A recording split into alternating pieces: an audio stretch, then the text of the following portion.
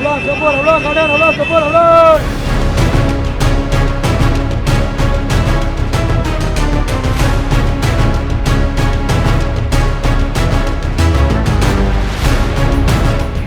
পরই কি টনক নড়ে প্রশাসনের?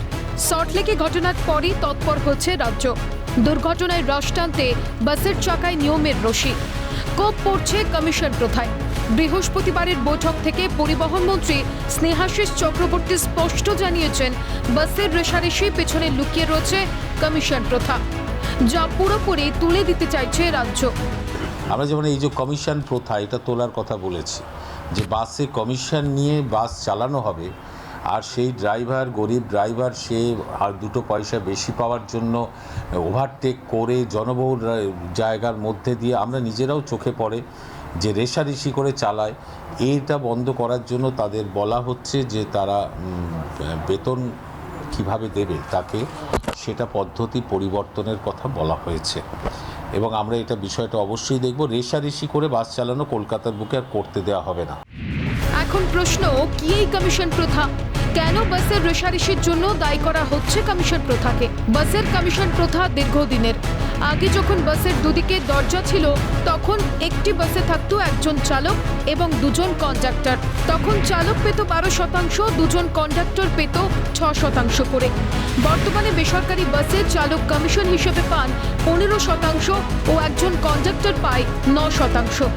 যত বেশি লোক উঠবে তত বেশি আয় হবে, আর যত বেশি আয় হবে তত বেশি কমিশন মিলবে। পরে স্টপেজে দাঁড়িয়ে থাকা যাত্রীদের আগে তুলতে হবে গাড়িতে, তবে মিলবে আরও অর্থ। আয় বাড়ানোর লক্ষ্যেই দিনে দিনে বেড়েছে রেশারেশি।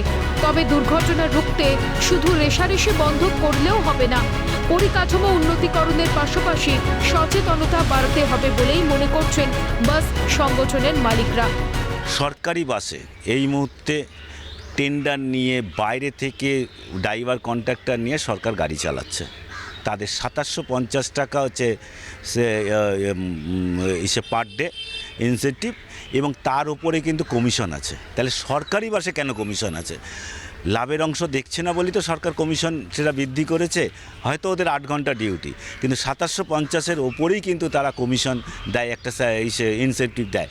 এই জন্য আগে নিজের গাড়িগুলোকে কমিশন বন্ধ করুক, তারপর না বেসরকারি গাড়িকে বলবে বন্ধ করে যে স্যালারি সিস্টেম আনবে, তার জন্য পরিকাঠামো তৈরি করতে হবে।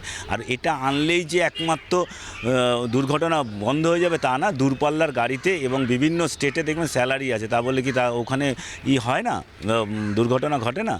এর জন্য পরিকাঠামো তৈরি করতে হবে সরকারকে। বহুবার কমিশন প্রথা বন্ধ করা নিয়ে মিটিং হচ্ছে, কিন্তু কমিশন প্রথা বন্ধ হয়নি। এদিকে 2018 সালের পর রাজ্য সরকার এখনো বাস বৃদ্ধি করেনি। এই অবস্থায় শহর কলকাতায় ধুঁকছে বাস পরিষেবা। অন্যদিকে 2009 সালে হাইকোর্টের নির্দেশ ছিল বাসের সর্বোচ্চ মেয়াদ হবে 15 বছর। ইতিমধ্যে পেরিয়ে গিয়েছে হাইকোর্ট নির্দিষ্ট সময়সীমা। আয়ুষ্কাল ফুরিয়েছে প্রায় 1500 বাসের। আগস্ট মাস থেকে শহরের রাস্তায় ক্রমেই কমতে শুরু করেছে বাস। এখন প্রশ্ন উঠছে, বেসরকারি বাস পরিষেবা নিয়ে সরকার কি সত্যিই চিন্তিত? সরকারিভাবে ভাড়া বাড়েনি বাসের।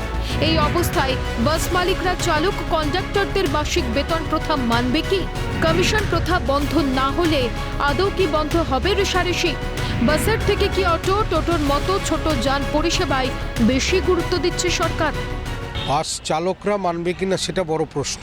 আমাদের তো আয় ব্যয়ের সমতা রক্ষা করে আমরা যদি ইএমআই দিয়ে কিছু পয়সা ঘরে নিতে পারি, আমাদের মেনে নিতে কোনো অসুবিধা নেই। কিন্তু মেনে নেওয়ার ক্ষেত্রে শ্রমিকরা অন্তরায় হবে, কারণ কমিশন প্রথায় তাদের বেতন বেশি হয়। এমনিতেই তো দেখছেন ভাড়া বৃদ্ধি হচ্ছে না, 18 সালের পরে আর ভাড়া বৃদ্ধি হয়নি। তাহলে শ্রমিকরা তাদের আয়ের কি সুনিশ্চিত করতে পারে তখনই যখন ভাড়া বৃদ্ধি হয়। সেক্ষেত্রে শ্রমিকরা কতটা মানবে তার উপরই নির্ভর করবে এই প্রথাটাকে বিলোপ করা যাবে কি যাবে না। গণপরিবহন হিসেবে বাসের চেয়ে অটো বা টোটোই কর্মসংস্থান বেশি মিলবে, মত ওয়াকিবহাল মহলের। পরিসংখ্যান ধরলে একটি বাসে 50 জন যাত্রী উঠলে লাভের গুড় খাবেন 3 জন, চালক, কন্ডাক্টর, বাস মালিক। অন্যদিকে 50 জন যাত্রীর জন্য লাগবে 10টি অটো বা টোটো। সেক্ষেত্রে 10 জন পরিবহন শ্রমিক লাভের গুড় খাবেন। তাহলে ঘুরিয়ে কর্মসংস্থানের পরিসর তৈরি করতে কি বাস নিয়ে উৎসাহ কম সরকারের? তবে শহরতলি এবং মফস্বলে বাস কম থাকায় এমনিতেই যাত্রী দুর্ভোগ বাড়ছে দিন দিন। তার উপর বাসের রেশারেশির কারণে জীবনের ঝুঁকি নিয়ে যাতায়াত করতে হচ্ছে সহ নাগরিকদের। এই অবস্থায় বাস ভাড়া বৃদ্ধি ছাড়া যে অন্য পথ নেই সেটাই স্পষ্ট হচ্ছে।